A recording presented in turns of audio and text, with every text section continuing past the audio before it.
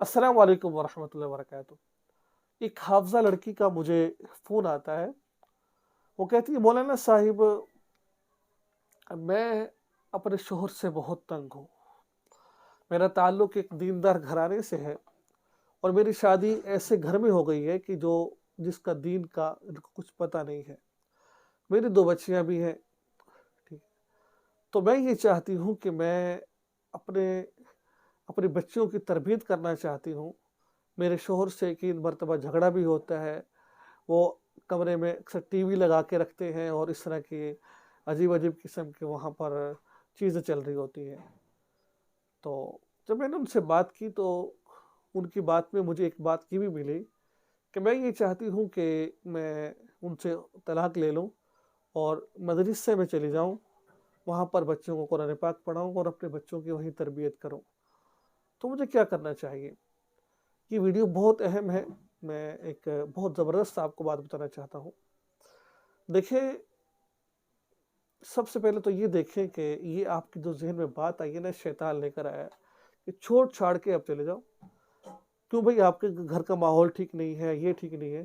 بھائی، آپ کے گھر کا ماحول ٹھیک نہیں ہے تو اس کو کرو نا ٹھیک۔ آپ بیوی ہو، اس گھر کا فرد ہو، کیوں حوصلہ چھوڑ دیا ہے؟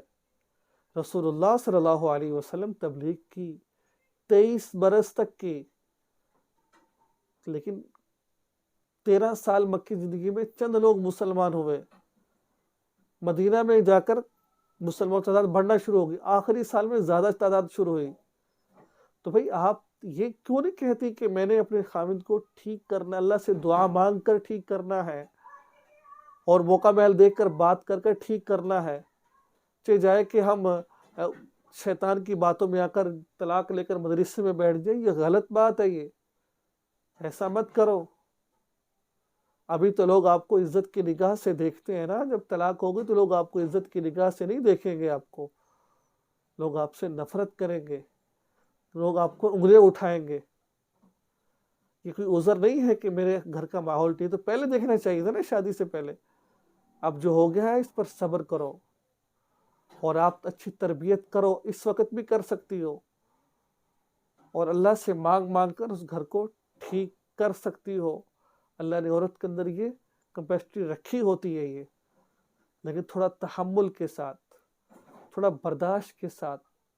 ادعو الی سبیل ربک بالحکمت والموعظۃ الحسنہ، لوگوں کو بلاؤ تبلیغ کے، لیکن اچھے طریقے سے بلاؤ، ٹھیک ہے؟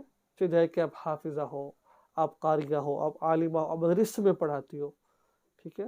میری باتوں پر ذرا توجہ کرنا، شوہر کے بغیر گزارا نہیں ہے، ٹھیک ہے؟ دعا میں یاد رکھنا بھائی۔ السلام علیکم ورحمۃ اللہ۔